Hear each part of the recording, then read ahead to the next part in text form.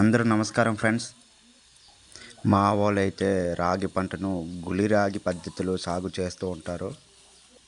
పొడి నేలను దుక్కి దున్నిన తర్వాత ఈ పద్ధతిని వాడతారు. గుళి రాగి పద్ధతిలో సుమారుగా 18 నుంచి 25 రోజులు మధ్యలో ఉన్నటువంటి నారును తీసి నాటుతారు.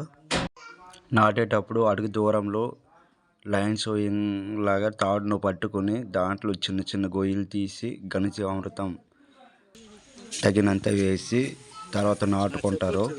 ఈ విధంగా నాటుకుని చేనును ఒకసారి చూడండి. ఇలా వచ్చిన తర్వాత 15 రోజులకు ఒకసారి దొంగ లాగడం చేయాలి. ఈ దొంగ లాగడం వల్ల పిలకలు బాగా పెరిగి పంట దిగుబడి బాగా వస్తుంది. ఇలా వచ్చి ఎకరానికి సుమారుగా 10 నుంచి 12 క్వింటాలకు దిగుబడి వస్తుంది.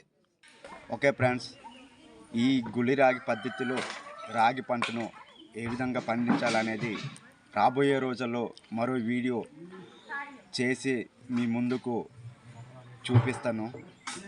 అందరికీ ధన్యవాదములు.